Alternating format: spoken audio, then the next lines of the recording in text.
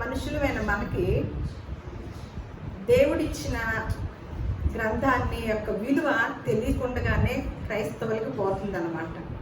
ఏంటంటే ఇంత గొప్ప గ్రంథాన్ని మన చేతుల్లో ఉంచి ఉండగా దాన్ని పరిశీలించడం మానేసేసి, అదే ఇందాక చెప్పారు కదా, ఏదైతే లిస్టులు ఉన్నాయో ఆ లిస్టుల కోసమే ఎక్కువ ప్రయాస పడటం వల్ల మనకి ఏ విషయాలు తెలియదు అనమాట. సృష్టిలో జరుగుతున్న ఏ విషయం కూడా మనకు తెలియకుండా పోతుంది. కానీ ప్రతి విషయాన్ని అన్ని పరిశుద్ధ గ్రంథంలో లోకము పుట్టినది మొదలుకొని మీకు మరుగు చేసిన విషయాలంటూ ఏమీ లేవు, మీకు అన్నీ తెలియచేస్తున్నాను అని దేవుడు సెలవిస్తున్నాడు. రాతపూర్వకంగా ఈ డాక్యుమెంట్స్ అన్నమాట. అంటే మనకి ఆస్తులు ఎవరైనా రాసిచ్చినప్పుడు ఆ దస్తావేజులు ఎలా భద్రంగా దాస్తామా? ఎక్కడ దాస్తామండి దస్తావేజుల్ని? విలువలు దాస్తామా? బయట అట్లా ఎక్కడ చోట మనం గిన్నెలు కట్టుకునే చోట లేకపోతే ఎక్కడో చోట పెట్టేస్తామా? ఎందుకని అంత భద్రంగా దాస్తారు? ఆ డాక్యుమెంట్స్ విలువైనవి. మరి దేవుడు మన కొరకు రాయించిన ఈ దస్తావేజుల్ని మీరు ఎప్పుడు తీస్తున్నారు? ఎప్పుడు ధ్యానం చేస్తున్నారు? ఏ సమయంలో మీరు విలువగా చూస్తున్నారు? దీన్ని ఎలా పఠిస్తున్నారు అనేది ఒకంత ప్రశ్నించుకోండి. ఏమనిపిస్తుందో? ఈ పరిశుద్ధ గ్రంథము మన చేతుల్లోకి వచ్చిన దగ్గర నుంచి ఇప్పటి వరకు కూడా మనము మన దస్తావేజులాగానే మన ఆస్తుల యొక్క డాక్యుమెంట్స్ లాగానే చూస్తూ వచ్చామా? అంతకన్నా గొప్పగా చూస్తూ వచ్చామా? అంతకన్నా తక్కువగా చూస్తూ వచ్చామా అనేది పరిశీలించితే మనకి తెలిసిపోదు. ఎవరికి చెప్పక్కర్లేదు అనమాట. మనకి ఎలా ఉంటుందంటే, మన మనిషి స్వభావం ఎలా ఉంటుందంటే, మనకి ఎవరన్నా ఏ మనిషితో అవసరమైంది అనుకోండి, ఆ మనిషి చుట్టూ తిరుగుతూ ఉంటాం, ఆ మనిషి జపం చేస్తూ ఉంటాం. అవసరం వారి ద్వారా జరిగిద్ది అని అంటే కనుక వారిని ఎంతో ఎత్తుతూ ఎంతో గొప్పగా మాట్లాడుతూ అవసరాన్ని తీర్చుకుంటాం. తర్వాత కొన్నాళ్ళు అయ్యాక అది ఏం చేస్తూ ఉంటామండి? అందరికి తెలిసిందే. చెప్పండి, మర్చిపోతామా? కృతజ్ఞత కలిగి జీవితాంతం పడి ఉంటామా? మర్చిపోతాం. అత్యవసరమైనప్పుడు అవసరం తీర్చుకుంటాము. తర్వాత ఆ మనుషుల్ని ఆ ఫస్ట్లో పట్టించుకున్నంతగా మర్చిపోతాం. ఎందుకంటే మానవ యొక్క స్వభావం అన్నమాట, సహజంగా వచ్చిన స్వభావం. అదే అలవాటుని దేవుని సన్నిధానంలో కూడా చేస్తున్నారన్నమాట. దేవుడి దగ్గరికి వచ్చేది కూడా అవసరాల కోసమే నిర్ణయం చేసుకున్నారండి. ఆ అవసరాల కోసం వచ్చినప్పుడు అవసరం తీరాక మనం ఎంత ఆతృత కలిగి ఉంటామండి? ఉండగలుగుతామా? ఉండలేము. ఎందుకంటే మన స్వభావం అలవాటైపోయి ఉన్న విధానం ఉంది కదా. ఈ ఇంకొక అవసరం తీరిపోయింది, ఇంకొక అవసరము వస్తూనే ఉంటుంది.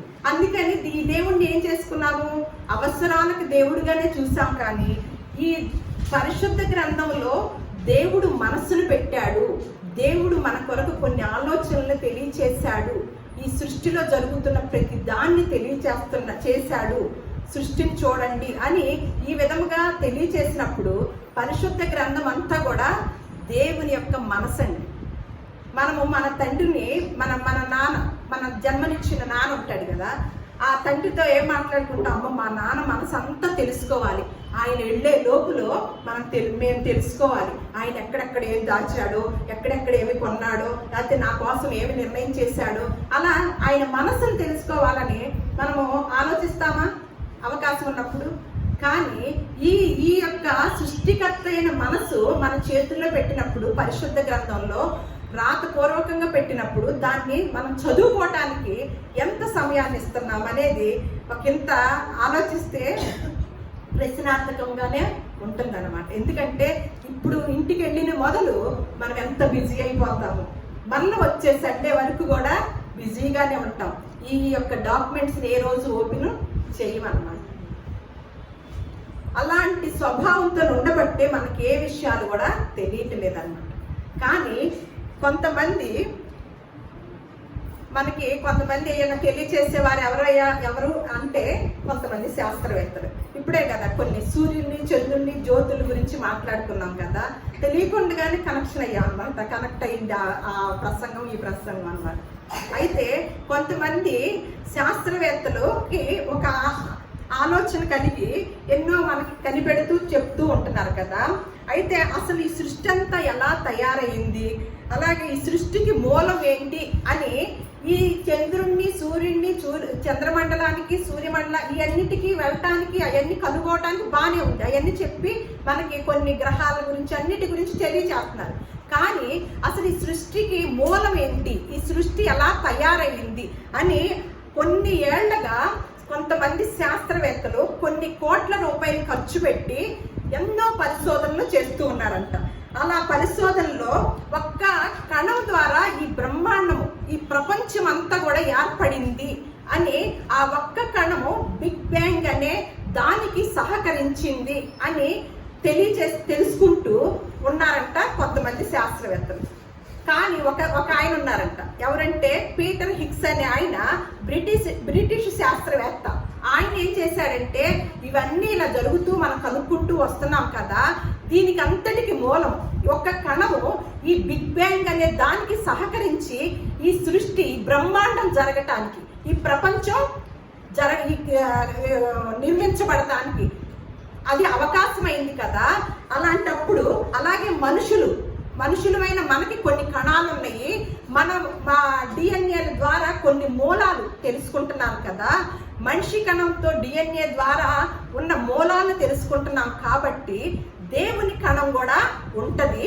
ఆ దేవుని కణం కూడా తెలుసుకుంటే ఈ సృష్టిలో విశ్వ రహస్యాల్ని ఛేదించవచ్చు, అలాగే దేవుని రహస్యాలను కూడా కనిపెట్టవచ్చు, తెలుసుకోవచ్చు అని ఈ పీటర్ హిగ్స్ అనే ఆయనకి ఒక ఆలోచన కలిగి ప్రయోగం చేయటం మొదలెట్టినప్పుడు ఆయనకి ఎక్కడో దైవ కణం ఉన్నట్లుగా సూచనలు కనపడినప్పుడు ఆ వ్యక్తి, ఇదిగో దైవ కణము కనపడింది, నాకు సూచనలు మీకు చూపిస్తాను, తెలియచేస్తాను అని అందరికి కూడా తెలియచేశారు. ఇది ఎప్పుడంటే 1960వ సంవత్సరంలో అన్నమాట.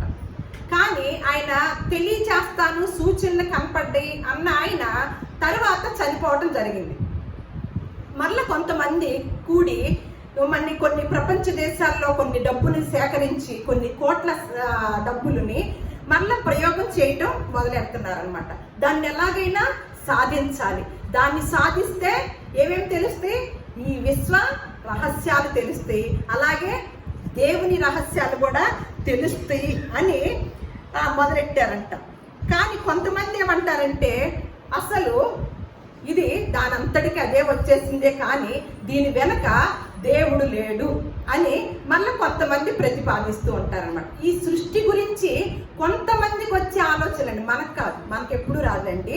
కానీ కొంతమంది ఉంటారు కదా, జ్ఞానవంతులని ప్రయోగం చేసేవారు ఉంటారు కదా, వారికి ఎప్పుడు కూడా ఏదో ఒకటి ఈ సృష్టిలో కార్యక్రమంలో జరుగుతుండగా, ఈ సృష్టిలో ఏదో ఒక విషయాన్ని ఛేదించాలి, ఏదో ఒక కొత్త విషయాన్ని కనిపెట్టి ప్రజలకి తెలియచేయాలని కొంతమంది అటువంటి వారు వాళ్ళ జీవితాలని అలా కేటాయించుకొని వారి జీవితాలను కూడా పణంగా పెట్టి కొన్ని కోట్ల రూపాయల ఖర్చుతో మనకి కొన్ని వాటిని తెలియచేస్తూ వస్తున్న సమయాల్లో ఏమంటున్నారంటే, దీని వెనక, ఈ సృష్టి వెనక దేవుడు లేడు, కానీ అది దానంతటికి అదే వచ్చింది అని అంటారు. అంటే కొంతమంది ఒక ఆలోచన. మరి మనము ఈ ఫోన్ కనిపెట్టాము, ఫోన్ వాడుతున్నాం కదండి, ఈ ఫోన్ అంతటికి ఫోనే వచ్చింది అని మనం అనుకుంటే బాగుంటుందండి?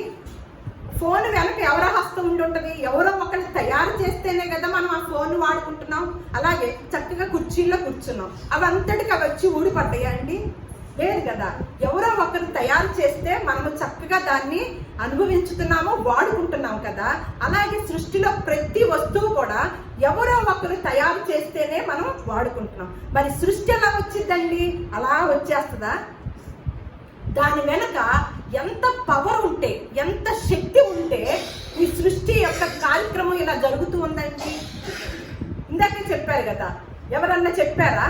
చంద్రుడు ఎన్ని కోట్ల సంవత్సరాల క్రితం చంద్రుడు మన కొరకు ఏర్పాటు చేయబడ్డాడండి. ఎక్కడన్నా తేడా వస్తుందా? దేవుడు నిర్ణయించిన కాలంలో ఎక్కడ సూర్యుడు కానీ, చంద్రుడు కానీ, ఏ గ్రహాలైనా దేవుని యొక్క ఆధీనంలో ఉన్న ప్రతిదీ కూడా ఆయన యొక్క మాట చొప్పునే జరిగిస్తూ ఉంది అన్నమాట. ఆయన బిడ్డలకి జరిగించాలని ఎప్పుడైతే ఆయన ఆరంభంలోని నిర్ణయం చేశాడో దాని ప్రకారమే నడుస్తూ వస్తాయి అన్నమాట. అలాంటప్పుడు ఇలాంటి ఆలోచన వస్తే ఒక శక్తి అనేది ఉంది అనేది మనకు తెలియాలి కదా. ఆ వాళ్ళకి కూడా ఏమంటారంటే సైంటిస్టులు దేవుని నమ్మరు అనమాట. దేవుని నమ్మరు కానీ వాళ్ళ శక్తిని నమ్ముతారు. అలాంటి సమయాల్లో ఒక్క కణము ఈ సృష్టిని ఎలా సృష్టించింది అని బాగా ఆలోచన కలుగుతుందంట. ఒక కణము ఇంత నిర్మాణం చేయగలిగిందా అని అన్నప్పుడు మీకు ఉదాహరణగా ఒకటి చెప్తున్నాను. మనిషి తయారు చేసుకున్న ఒక చిన్న అణుబాంబు ఎంతమందిని నాశనం చేస్తుందండి? పట్టణాన్ని అంతటిని నాశనం చేస్తుందా? మనిషి తయారు చేసుకున్న అణుబాంబు ఎంతమందిని నాశనం చేస్తుంది అంటే మనిషి మెదడుకి ఎంత శక్తి ఉందండి? ఒక అణుబాంబు ద్వారా కొన్ని కోట్ల మందిని నాశనం చేసే గొప్ప శక్తిని వాళ్ళు తయారు చేశారు కదా. మరి దేవుడికి ఎటువంటి శక్తి ఉంటుందంటారు? సృష్టిని నిర్మాణం చేసే శక్తి ఉంటుందంటారా? ఆ పవరు మనిషి మెదడుకి, దేవుడు తయారు చేసిన మనిషికి మెదడు ఉంది కదా, ఆ మెదడుకి ఒక పట్టణాన్ని నాశనం చేసే అణుబాంబుని కనుక్కోగలిగే శక్తి ఉన్నప్పుడు అంటే ఈ సృష్టి వెనక దేవుడు లేడనే వారికి చెప్తున్న మాట అనమాట. మరి ఈ సృష్టిని కలగ చేసిన ఆయన ఆ ఒక్క కణము సృష్టిని అంతటిని కలగ చేసిద్దంటారా? మళ్ళీ ఇంకోటి ఏంటో స్పెషల్ ఏంటో తెలుసా? ఈ మనిషి మెదడుకి సృష్టిని నాశనం చేయటమే తెలుసు అనమాట, కానీ నిర్మాణం చేయటం తెలియదు. దేవుడికైతే అన్నీ తెలుసండి.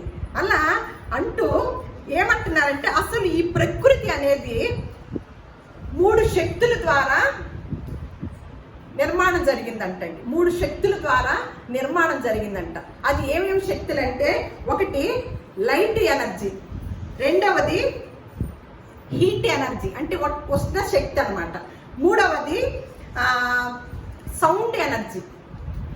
ఈ 3 ఎనర్జీల ద్వారా, ఈ 3 శక్తుల ద్వారా ఈ ప్రకృతి నిర్మించబడింది, ఈ సృష్టి నిర్మించబడిందని కొంతమంది తెలియజేశారు. అదే వాళ్ళకి కొంతమందికి పనులు ఉంటాయి కదా, మనకు కూడా మంచిదే కదా. అప్పుడన్నా మనము దేవుని యొక్క గొప్పతనాన్ని, మన చేతుల్లో ఉన్న పరిశుద్ధ గ్రంథం యొక్క గొప్పతనాన్ని ఇంకెక్కువగా తెలుసుకోగలుగుతాం అనమాట. ఎందుకంటే వారు కొన్ని కోట్ల రూపాయలు ఖర్చు పెట్టి వారి జీవితాన్ని సైతము పణంగా పెట్టి పరిశీలన చేసి మనకి కొన్ని విషయాల్ని తెలియచేస్తున్నప్పుడు మనం తెలుసుకోవడం జరుగుతుంది ప్రపంచం అంతా కూడా.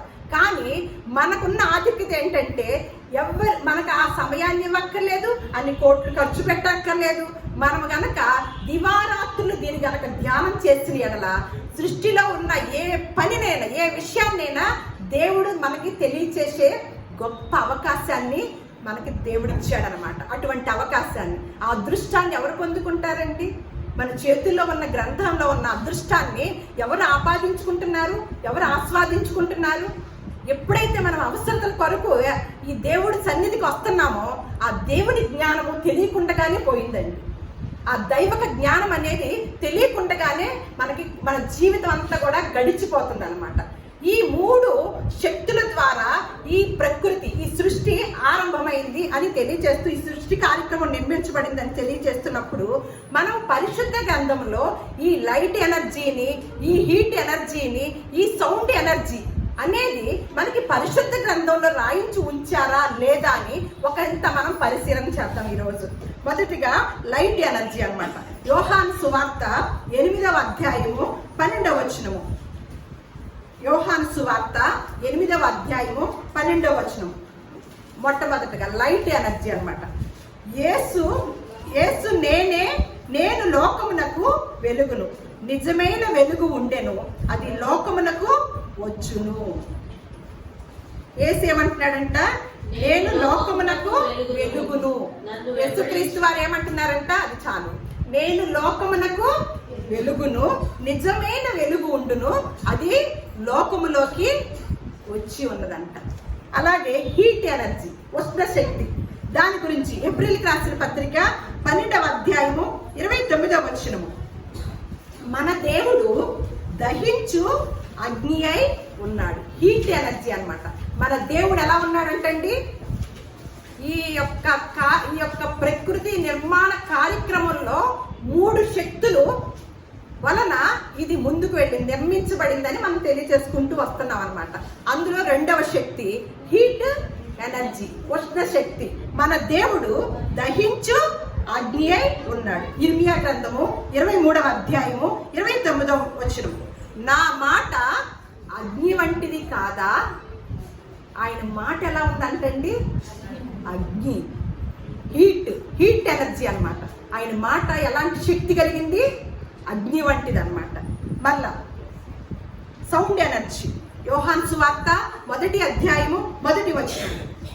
ఆదియందు వాక్యముండెను, ఆదియందు వాక్యముండెను, వాక్యము దేవుని యొద్ద ఉండెను, వాక్యము దేవుడై ఉండెను.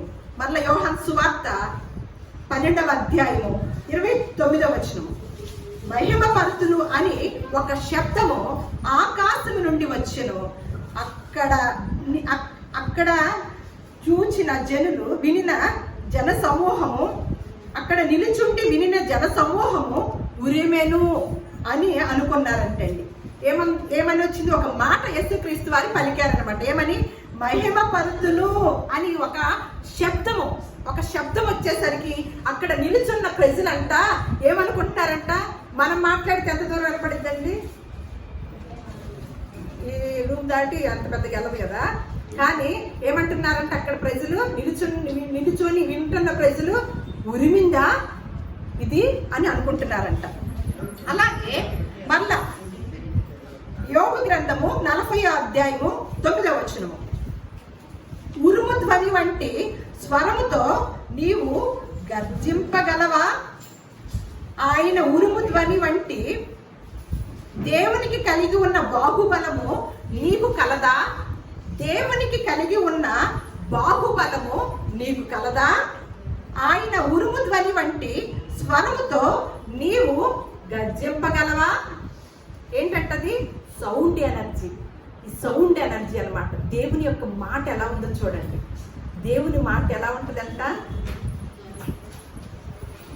దేవుని మాట ఏముంటుంది?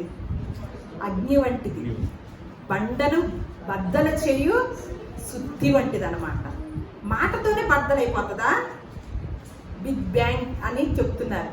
అంటే ఈ విశ్వం పుట్టుక ఏంటంటే ఒక ప్రేలుడి ద్వారా, ఒక సౌండ్, ఒక పెద్ద శబ్దం ద్వారా జరిగింది అంటున్నారు.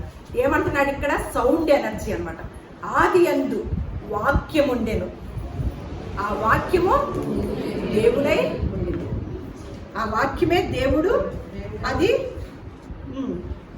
అలా ఇది చెప్తూ ఇప్పుడు అంటున్నారు. మళ్ళీ ఇంకోటి ఏప్రిల్కి రాసిన పత్రిక 3వ అధ్యాయము 11వ అధ్యాయము 3వ వచనం. ఏప్రిల్కి రాసిన పత్రిక 11వ అధ్యాయము 3వ వచనం.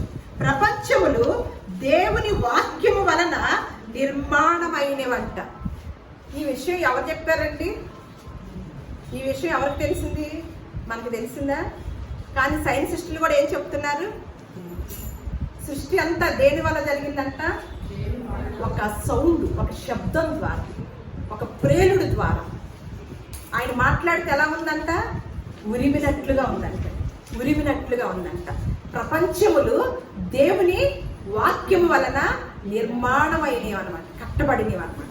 ఇటువంటి గొప్ప మాటలను మనం తెలియజేస్తున్నప్పుడు మరి దైవకణం గురించి ఏమనుకుంటున్నారు?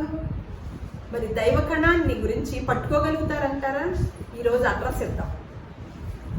దైవకణాన్ని గురించి మరి చాలా మంది ఇప్పటికీ పరిశోధనలు జరుగుతూనే ఉన్నాయి, కానీ వాళ్ళకి అడ్రస్ తెలియదు. మనం ఈరోజు ఇద్దాం. మరి దైవకణం గురించి ఒకసారి దాని గురించి తెలుసుకునే ముందు మనలో ఉన్న కణం గురించి తెలుసుకుందాం.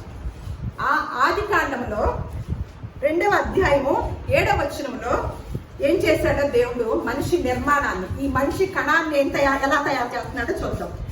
దేవుడైన యెహోవా నేల మట్టితో నరుని నిర్మించి వాని నాసికారంధ్రములలో జీవవాయువు ఓదగా నరుడు జీవాత్మ ఆయను. ఏం చేస్తున్నాడంటండి?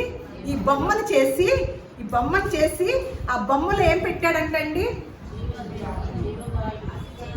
దేవుని కణం తెలుసుకునే ముందు మనలో ఉన్న కణం ఎలా వచ్చిందో తెలుసుకుందాం అనమాట.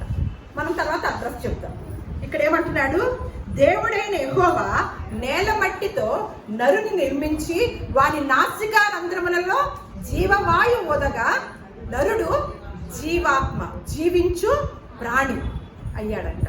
మళ్ళా అదే దాని విషయం అది గుర్తెరిగిన వాడు దావీదు గారు ఒక మాట అంటున్నాడండి. అంటే దేవుని యొక్క ఆత్మ, ఆయన ఊదగా, ఆయన జీవాన్ని మనలో ఊదినప్పుడు మనలోకి ఏమేమి వచ్చిందండి? ఎవరిది వచ్చింది? పక్క వాళ్ళది వచ్చింది. ఎవరిది వచ్చింది? దేవుని యొక్క జీవం మనకు వచ్చింది అనమాట. అంటే ఆయన జీవవాయువు ఊదగా మనలోకి ఏమొచ్చింది? ఆయన కణమే మనలోకి వచ్చేసింది అంటున్నారు కదా.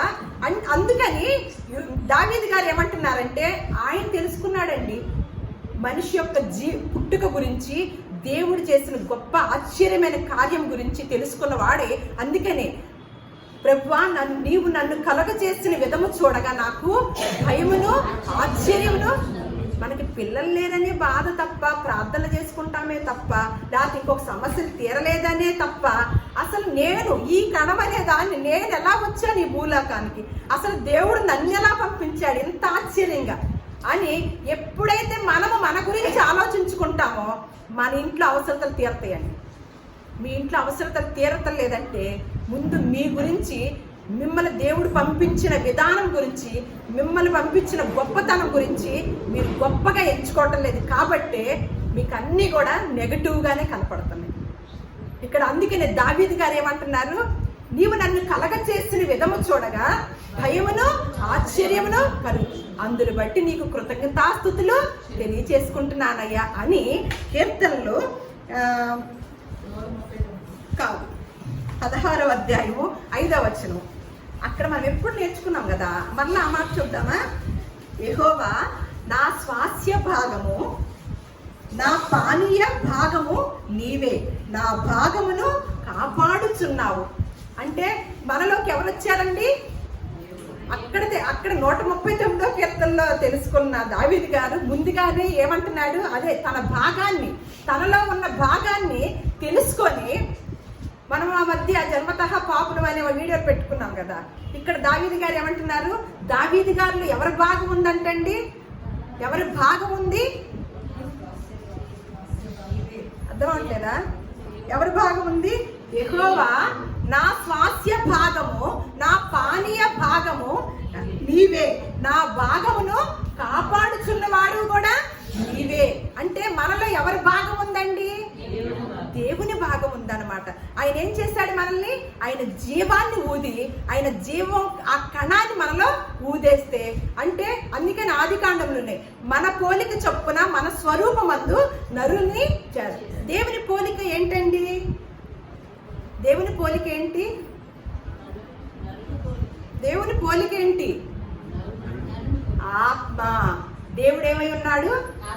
ఆత్మ అయి ఉన్నాడు. దేవుడు ఏమై ఉన్నాడు? ఆత్మ. ఆయన పోలిక ఏంటి? ఆ పోలికని ఎక్కడ పెట్టాడు? ఆయన జీవవాయు ఓదగా నరుడు జీవ ఆత్మ, జీవించు ఆత్మై అయ్యాడనమాట. అంటే ఆయన పోలిక స్వరూపం ఏంటి? ఆత్మ. మరి ఈ ఆత్మ ఎక్కడ ఉంటది? గుడి కట్టేసి గుడిలో పెడితే ఉంటుందా? క్రీస్తు పూర్వకాలంలోనే దావీదు గారికి ఏమని చెప్పాడు? సొలొమోన్ గారు వీళ్ళు దేవాలయాలు కడుతున్నారు కదా. మొదటి రాజులు చూడండి ఏం చెప్పాడు అక్కడ. మొదటి రాజుల గ్రంథము 8వ అధ్యాయము 27వ వచనము. దేవుడు ఆత్మ కదా, ఈ ఆత్మకి ఎంత దేవాలయం కట్టాలో ఆయన వివరిస్తున్నాడు అనమాట. నిశ్చయముగా దేవుడు ఈ లోకమందు నివాసము చేయడు, ఆకాశ మహాకాశములు సైతము నిన్ను పట్టజాలు. అంతవరకు దేవుడంట నిశ్చయముగా ఎక్కడ? ఈ లోకమందు నివాసము చేయడు. ఒక్కసారి మనసు పెట్టి వినండి పాఠాన్ని. దేవుడు నిశ్చయముగా, కరాఖండిగా ఈ లోకమందు నివాసం చేయటానికి కుదరదు. దేవుడు యొక్క ఆకారం ఏంటండి? ఆత్మ. ఆత్మ. ఆ ఆత్మ యొక్క పర్సనాలిటీ ఏంటండి? ఆకాశ మహాకాశములు ఆయన్ని పట్టరు, ఆయన పట్టడు. ఆకాశ మహాకాశాలు అన్ని కూడా సైతం కూడా ఆయన పట్టడానికి కుదరదు. మరి ఆ పట్టలేని ఆత్మనే ఎవరిలో పెట్టాడండి? ఆ పట్టలేని ఆత్మని ఎక్కడ పెట్టాడు? మనలో పెట్టాడు. మనం ఎప్పుడైతే చనిపోతామో ఎక్కడికి వెళ్ళిపోతాం? వెంటనే రెప్పపాటు సెకండ్లోనే ఈ లోకంలో ఉండడానికి కుదిరిద్దా? ఎందుకు? ఈ లోపల ఉన్న ఆత్మ ఎలాంటి ఆత్మ? ఈ లోకం చాలదు ప్లేసు. ఈ ఆత్మకి ఈ లోకం సరిపోద్దా? ఎందుకంటే ఎవరి భాగం మనము? దేవుని భాగము, దేవుని పోలిక, దేవుని స్వరూపము. ఆ పోలిక, ఆ స్వరూపం ఉన్న ఆయనకి అంత శక్తి ఉన్నప్పుడు మనకు లేదా? మనలో ఆయన జీవవాయువు ఊదాడు కదా, ఆ కణాన్ని పెట్టాడు కదా, మరి అప్పుడు మనకు ఉంటుందా శక్తి? ఆ పవర్ అనేది? ఆ పవర్ అనేది ఎప్పుడు తెలుస్తుంది? మనం ఎప్పుడైతే చనిపోతామో వారు శ్రేయస్సు కలిగి తమ దినములు గడుపుదురు, ఒక్క క్షణంలోనే పాతాళానికి దిగిపోదురు. యోబు గ్రంథంలో ఉంటది అనమాట. వారి దినములన్నీ కూడా శ్రేయస్సు కలిగి చక్కగా జీవిస్తూ ఉంటారంట. కానీ ప్రాణం పోగానే ఒక్క క్షణంలోనే ఎక్కడికి వెళ్ళిద్దంట ఈ యొక్క ఆత్మ? ఎందుకు? ఇక్కడ ఉంటే ఏ ఆత్మ పట్టదనమాట. ఎన్ని ఆత్మలను ఉంచుతాడు ఇక్కడ భూలోకంలో? భూమి ఎంతది? నీరెంత భాగం? భూమి ఎంత వంతు? ఎన్ని వంతులు? నీరేమన్నా 3 వంతులు, భూమి ఏమన్నా 1 వంతు. అది చక్కగా ప్లాన్ చేసి మనం హ్యాపీగా ఉండటానికి నిర్ణయం చేసిన నిర్మాణం కదా. మరి ఈ 1 వంతులో ఈ ఆత్మలన్నీ ఉంచుతాడా? ఆయనే పట్టడు కదా. ఆకాశ మహాకాశంలో పట్టజాలంత దేవుడు. మరి ఈ ఆత్మలు ఏం చేస్తున్నాడు? చనిపోగానే. అందుకని ఏమంటున్నాడు? నరులారా తిరిగి రండి. జన్మకి ఒక ప్రత్యేకత. క్రైస్తవులైన వారందరికీ కూడా మరణానికి ఒక ప్రత్యేకత. అంత గొప్ప ఆధిక్యత కలిగిన గ్రంథం ఏదన్నా ఉన్నా, అంత గొప్ప దేవుడు, మనము వెంబడించదగిన దేవుడు ఎవరైనా ఉన్నా ఒక్క ప్రభువైన యేసుక్రీస్తు వారు. దేవునికి స్తోత్రం కలుగునుగాక. అటువంటి గొప్ప దేవుణ్ణి మనము మరణించగానే ఎక్కడికి వెళ్తున్నామంట? నరులారా తిరిగి తరతరములు మాకు నివాస స్థలము నీవే. మనం ఎక్కడికి వెళ్తున్నాము? మళ్ళా ఎక్కడి నుంచి వచ్చాము అక్కడికి వెళుతున్నాం అన్నమాట. ఈ ఆత్మ ఇక్కడ పట్టదు. మనిషి ఆత్మ గనక ఈ శాస్త్రవేత్తలు పట్టుకుంటే దేవుని కణాన్ని పట్టుకున్నట్టే అన్నమాట. దేవుని దాకెళ్ళక్కర్లా. మనిషి ఆత్మ చనిపోయేటప్పుడు మన ప్రాణం పోతూ ఉంటుంది, మన పక్కనే కూర్చుంటాం. ఎవరన్నా మన పెద్దలు చనిపోతుంటే అసలు ఎక్కడికి వెళ్ళిపోతే అక్కడ గాల్లో గడిచిపోయింది అంటారు, లేకపోతే ఇంకొకటి దెయ్యమై తిరుగుతుంది అంటారు. దెయ్యమై తిరుగుతుందా? ఏంటది? ఏమి నేర్చుకున్నాం మనం? చూసారు, ఏం తెలియకుండానే మన కాలం వెళ్ళిపోతుంది. దెయ్యాల ఇక్కడ ఉంటావా? మనం ఆ మధ్య దెయ్యాల గురించి మాట్లాడుతున్నప్పుడు అదే అన్నాం. అసలు అందరూ చిన్న వాళ్ళకే పట్టింది. ఇదేంటో దెయ్యాలు చనిపోయిన వాళ్ళు వచ్చి పట్టారంటారు. మేము అనుకున్నాం, అందరం నవ్వుకుంటాం, ఆడవాళ్ళం అందరం. లలిత జ్యువెలరీ వాడికి పట్టొచ్చు కదా, నగలన్నీ వచ్చేస్తాయి అనుకున్నాం అనమాట. అలా పట్టరు, ఏదో ఒకటి నేర్పిస్తారనమాట మన పెద్దలు. మనకు తెలియకుండానే మన జీవితం అంతా కూడా ముగించిపోతుంది. తెలుసుకునే వరకు అక్కడ ఉంటున్నాం. అమ్మో, ఇంత తెలుసుకోలేకపోయాం, మా జీవితం అంతా మా కోసం, మా పొట్ట కోసమే వృధా చేసుకున్నాం ప్రభువా. ఇన్ని విషయాలు తెలుసుకొని నీ దగ్గరికి చక్కగా వద్దామనే లోపల మేము వచ్చేసాం. ఇప్పుడు ఎలా? పాతాళంలో ఉండు. మొన్న మధ్య పాట పాడుతున్నాం కదా, పరలోకంలో పాపాత్ములకి చోటు లేదని. మరి ఏం చేద్దాము? చూడండి, అసలు ఎంత గొప్ప జ్ఞానాన్ని ఇస్తే మనం ఏమి తెలుసుకోకుండానే మన కాలయాపన చేస్తున్నాం. ఒక గంట ఇక్కడ కూర్చొని వినటానికి కూడా అశ్రద్ధగా వినేవాళ్ళని నేను చూస్తూ ఉన్నాను. శ్రద్ధగా వినరు. వారానికి ఒక్కసారి దేవుని సన్నిధానానికి కూడా చాలా భారంగాను బాధగాను వస్తాం.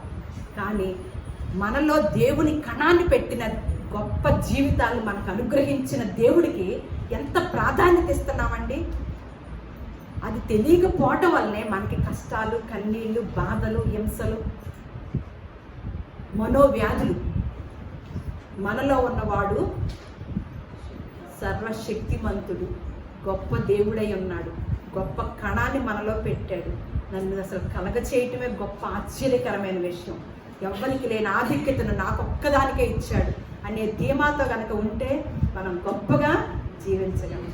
దైవ కణాన్ని కనుక కనుక్కోవాలంటే ఏం చేయాలని నేను చెప్తున్నానండి, మనలో ఉన్న మనం చనిపోయేటప్పుడు ఎప్పుడైతే ఆత్మను ఏ శాస్త్రవేత్త అయితే పట్టుకుంటాడో దైవ కణాన్ని పట్టుకున్నట్లే విశ్వ రహస్యాలు తెలుసుకున్నట్టే దేవుని రహస్యాలు కూడా తెలుసుకున్నట్టు.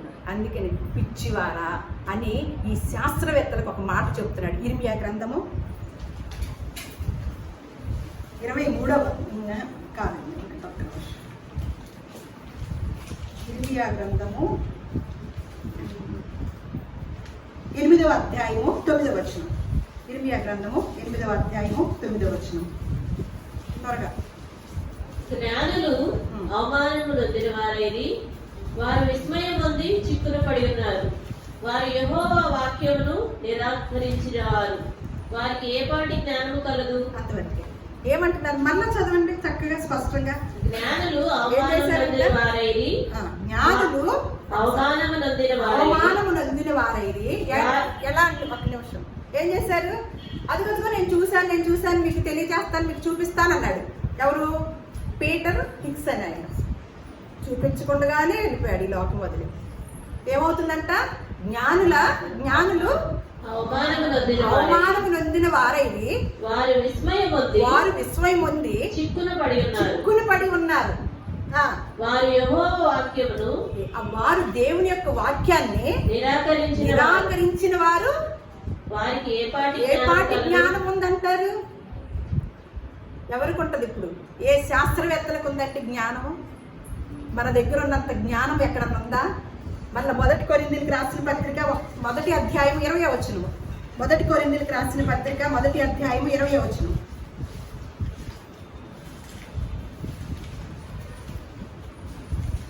జ్ఞాని ఏమయ్యను, శాస్త్రి ఏమయ్యను, ఈ లోకపు తర్కవాది ఏమయ్యను, ఈ లోక జ్ఞానమును దేవుడు వెనితరముగా చేసి ఉన్నాడు కదా. అంతే. ఏం చేశాడంట? వాళ్ళేమంటున్నారు, మేము గొప్ప జ్ఞానవంతులు, మేము అది చూపిస్తాం ఇది చూపిస్తామని మన డబ్బులన్నీ ఖర్చు పెడుతున్నారే తప్ప ఆల్రెడీ రాసి పెట్టించాడు గోల్డ్ విషయాలు. మనం ఎప్పుడు నేర్చుకుంటూనే ఉన్నాం. అందుకనే పిచ్చి మొహాల్లారా, అజ్ఞానులారా, దేవుని యొక్క శక్తి, దేవుని గురించి ఏంటో తెలుసా? మీ మధ్యనే పెట్టాను. రోమాపత్రిక 1వ అధ్యాయము 19వ వచనం. 18 కూడా చదవండి. రోమాపత్రిక చేత సత్యమును అడ్డగించు మనుషుల యొక్క సమస్త భక్తిహీనత మీదను దుర్నీతి మీదను. ఒక నిమిషం నేను చదువుతాను. దుర్నీతి చేత సత్యమును అడ్డగించు మనుషుల యొక్క సమస్త భక్తిహీనత మీదను దుర్నీతి మీదను ఏమొస్తుందంటే దేవుని కోపము పరలోకము నుండి బయలుపరచు. ఇవన్నీ చూసేసరికి దేవుడికి కోపం వస్తుందండి. వీరు చేసే అసలు ఉన్న దేవుణ్ణి, మనల్ని కలగజేసిన దేవుణ్ణి, సృష్టిని అనుభవించుతూ చక్కగా ఆయనకి కృతజ్ఞతాభావం కలిగి ఉండటం మానేసి ఏం చేస్తున్నారు? అందులో ఏలి పెడుతున్నారు, ఇందులో ఏలి పెడుతున్నారు, అది తెలుసుకోవాలంటారు, అసలు దేవుడే లేడంటున్నారు, దాని అంతటికి అదే వచ్చింది అంటున్నారు. ఇవన్నిటిని చూసి దేవునికి ఏమొస్తుంది? ఆయనకి దేవుని కోపము పరలోకము నుండి బయలుపరచబడుచున్నది. ఎందుకనగా దేవుని గురించి తెలియశక్యమైనదేదో అది వారి మధ్య విసిదమై ఉన్నది. దేవుడు అది వారికి విసిదపరచును. అలా ఆయన అదృశ్య లక్షణములు అనగా ఆయన నిత్య శక్తియు, నిత్యము వెలిగే శక్తి. ఆయన అదృశ్య లక్షణాలు ఏంటంటే దేవుడిని చూస్తాం అంటారు. ఏం చేస్తాం? ఇప్పుడు ఈ కరెంట్ ఉంది, కరెంట్ విద్యుత్ శక్తి అంటారు కదా, ఫ్యాన్ తిరుగుతుంది ఆ శక్తి ద్వారా. కానీ చూపించడానికి కుదిరిద్దా? ఏలు పెట్టాలి అందులో. ఏమవుతుంది అప్పుడు? చక్కగా కనపడింది కదా. చూపించండి దేవుడు ఏంటంటే చక్కగా ఫ్యాన్ తిరుగుతున్నాయి. దేని ద్వారా? విద్యుత్ శక్తి ద్వారా. అంటే చూడండి, ఇక్కడ దేవుని గురించి తెలియశక్యమైనదేదో అది వారి మధ్య విసిదమై ఉన్నది. దేవుడు అది వారికి విసిదపరచును. ఆయన అదృశ్య లక్షణములను అనగా ఆయన నిత్య శక్తియు, దేవత్వమును, జగదుత్పత్తి మొదలుకొని సృష్టింపబడిన వస్తువులను ఆలోచించుట వలన తేటపడుచు ఉన్నవి గనుక తేటగానే ఉన్నాయి, కానీ వారు నిరుత్తులై ఉన్నారంట. నిరుత్తులై ఉన్నారు. మనము బాగా తెలుసుకుంటున్నామా? ఏ శాస్త్రవేత్తకైనా దేవుని కణం కావాలంటే సృష్టి లోపలికి వెళ్ళిపోయి కోట్ల రూపాయలు ఖర్చు పెట్టి ఏమి చేయొద్దు. ఎవరన్నా చచ్చిపోయేటప్పుడు ఆ దగ్గర కూర్చొని ఆ ఆత్మను పట్టుకుంటే చాలన్నమాట. దైవ కణం దొరికినట్లే, విశ్వరహస్యాలు ఛేదించినట్లే, దేవుని యొక్క రహస్యాలు తెలుసుకున్నట్లే. ఎక్కడ దేవుడిచ్చిన ఆధిక్యతలు మనం ఎక్కడ ఎంత పోగొట్టుకుంటున్నామో చూడండి. ఇంత గొప్ప అవకాశాన్ని దేవుడు మనకిచ్చి పరిశుద్ధ గ్రంథాన్ని మన చేతుల్లో పెట్టి దేవుడు మనకి ఇంత ఆధిక్యతలను కూడా కోల్పోతూ మన దైనందిక జీవితంలో దేవుడికి ప్రథమ స్థానం ఇవ్వకోకుండా దేవుడి సన్నిధానానికి రాలేని ప్రజలు, నేర్చుకోలేని ప్రజలు ఎంతో మంది ఉంటున్నారన్నమాట. మరి వారందరికీ ఏ విషయాలు తెలిస్తే ఏమీ తెలియదు. ఆశగా ఉన్న ప్రాణాన్ని వేలితో తృప్తిపరిచే దేవుడు. ఎవరికైతే ఆసక్తి ఉంటుందో తప్పకుండా వాళ్ళ పెట్టుబడి ఏంటి? కోట్ల రూపాయలు. మన పెట్టుబడి ఏంటి? ఆశగా ఉన్న ప్రాణం. తప్పకుండా అన్ని విషయాలనే దేవుడు మనకి తెలియజేస్తాడు. దేవుడు మిమ్మల్ని అందరినీ కూడా దీవించును గాక. ఈ యొక్క మాటల్ని మన హృదయాల్లో ఫలింప చేయను గాక.